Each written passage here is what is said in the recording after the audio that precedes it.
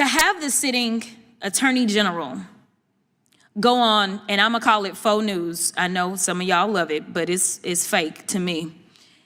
To have her go on Fox News and to then decide that she wanted to send a threat to me. This is domestic terrorism. And Maria, now you have this Congresswoman Crockett who is calling for attacks on Elon Musk on her birthday.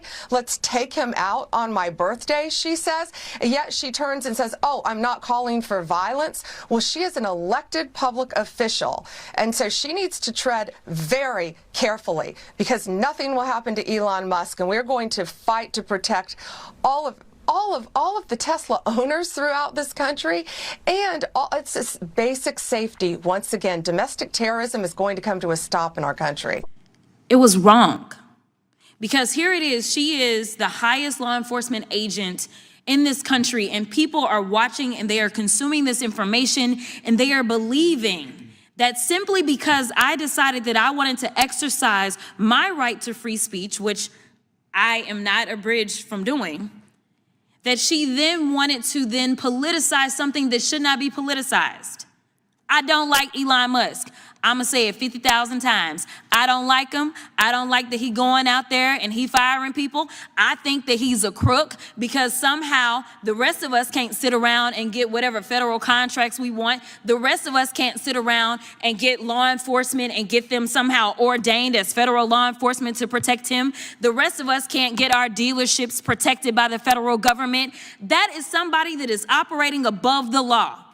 For whatever reason, just because he has a lot of money, more money than everybody else. And yes, I am happy to see that on my birthday, which is what I said, there were peaceful protests around this world against him because he is a problem.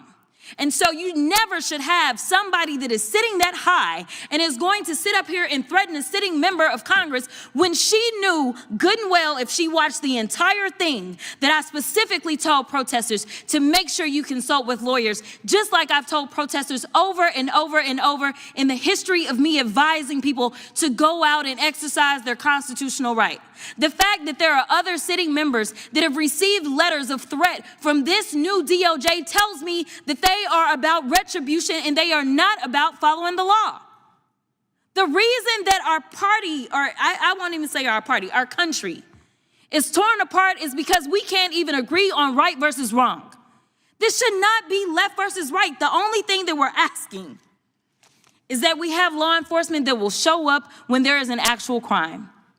If somebody calls and says, hey, I need you to investigate this cyber crime, or I need you to investigate this child pornography, or I need you to investigate this robbery, then we want somebody to show up, and we don't want them to look at us and act as if just because I'm black or because I'm woman that I am not worthy of having that case investigated, because we have an administration that is continuously railing against diversity, equity, and inclusion, or we don't need people that show up that feel like diversity should not be valued. That is why we should have somebody that may show up and looks like me. The final thing that I'll say, because you've been gracious, is this. When I first became a public defender, I had no criminal defense experience. And I walked in and I told my boss, Charlie, I said, listen, you should hire me. He said, why? I said, because I'm black. Charlie looked at me like I was crazy. And I said, let me tell you something. When I walk in, I'm going to walk in with a level of rapport and understanding that maybe some of my other colleagues will not. Charlie offered me my job, and I worked my butt off, and I worked really, really hard for all of my clients, not just those that look like me, and that is what it looks like to serve. Thank you.